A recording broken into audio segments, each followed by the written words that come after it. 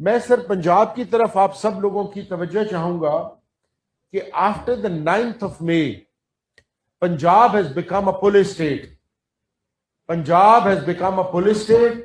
पंजाब के अंदर 9th मई के बाद जो फस्तायत का राज है, जो वहां पर लोगों के हकूक सलब किए गए, चादर चार दीवारी के एहतराम को पामाल किया गया, और चाहे वो 8th of February के election pre 8th of February हो या पोस्ट 8th of February हो, वर्कर्स हैं, चाहे चाहे कोई आपके मेंबर पार्लियामेंट्स हैं, किसी का घर, किसी की इज्जत, किसी का कारोबार महफूज नहीं है।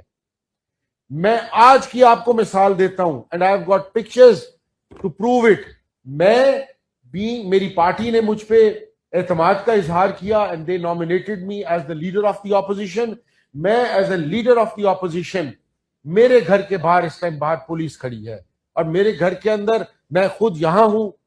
मेरी ऑलमोस्ट 80 years वालदा है, लेकिन पुलिस हमारे घरों के बाहर खड़ी है।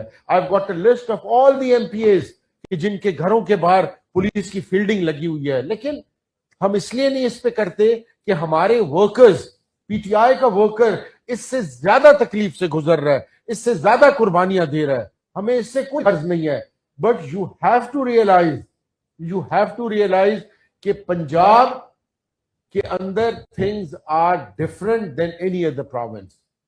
मैं बलूचिस्तान की बात नहीं करूंगा, लेकिन पंजाब के अंदर एक फसाइयत का राज है, एक उन्होंने खौफ का एलिमेंट बिठा दिया है, और हम सब मिलकर एक दूसरे का बाजू बनकर हम वहां पर एक सीरियस नौयत की लड़ाई लड़ रहे हैं।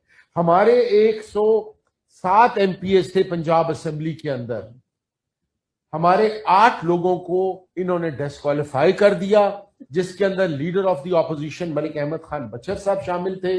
हमारे एमपीएस जिनके नाम लेने आई थिंक जरूरी है, because they deserve credit for that. हमारे एमपीएस थे, अपना साही साहब थे फ्रॉम फैसलाबाद, शेख शाहिद साहब थे फ्रॉम फैसलाबाद, अंसर हरल साहब थे, अपना हाजी सीला साहब थे फ्रॉम फैसलाबाद, और उन्होंने वहां पर झूठ मूठ के इलेक्शन कराकर और उनको उनकी जगह अपने नए बंदे लेकर आ गए। इस पिछले मंगल को हमारे 8 एमपीएस के ऊपर वहां पर अडियाला के बाहर उनके ऊपर एफआईआर काटी गई, उनके घरों के अंदर रेड्स अभी तक जारी है। सर, मेरा कहने का मकसद ये है कि खुदा ना खास्ता हम इसलिए इनसे नहीं घबराए, और ना हमें घबराना चाहिए, क्योंकि हमारे लिए हमारी एग्जाम्पल्स हैं।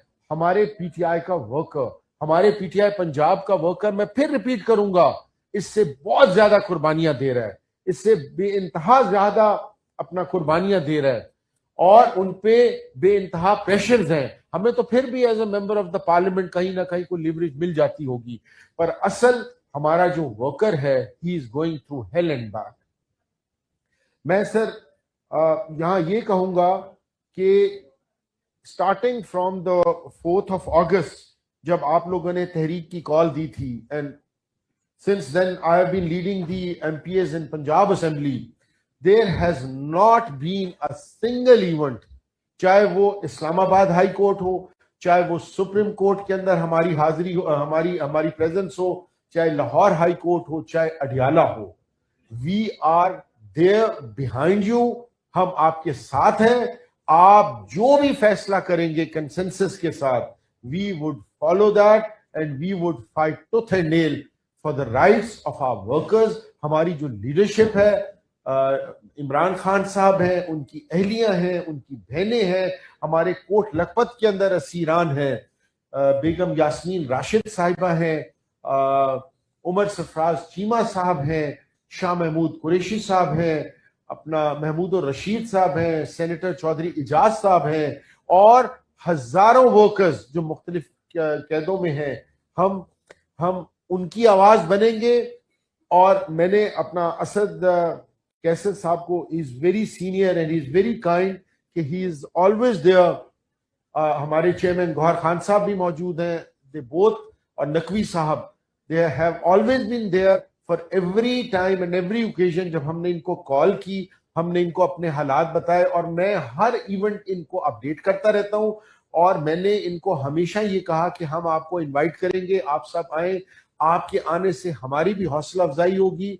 एंड वेरी सून मैं असद कैसर साहब से और गौहर खान साहब से प्लान बना के, सेक्रेटरी जनरल राजा अपना सलमान अकरम राजा साहब से प्लान करके नेक्स्ट हमारा जो भी सेशन होगा, आई वुड रिक्वेस्ट कि आप चाहे तहरीके तहफ़्फ़ुज़ ऐन पाकिस्तान की सीनियर लीडरशिप है, इनको भी हम इनवाइट करेंगे वहां पर। इस फ्राइडे को हमें बताया गया है कि चीफ मिनिस्टर केपी के आ रहे हैं Lahore, we have invited them to the assembly. मैं सिर्फ आखिर में यही कहूंगा कि वट एवर आपकी विजडम डिसाइड करे, बिकॉज तजर्बा बहुत मैटर करता है। आप सारे बहुत सीनियर लोग हैं, you have seen the highs and lows in politics of this country. आप लोग जो डिसाइड करेंगे हम उस पे मनो अमल करेंगे। और हमारे एमपीएस, जैसे मैंने पहले कहा कि उन्होंने कोई इवेंट मिस नहीं किया और उन्होंने फ्रंट से लीड किया है। एंड आई प्रॉमिस यू कि हम उस तहरीक के अंदर आपका हरावल दस्ता साबित होंगे। Once again thank you very much for all the leadership of this conference for inviting us. Thank you very much.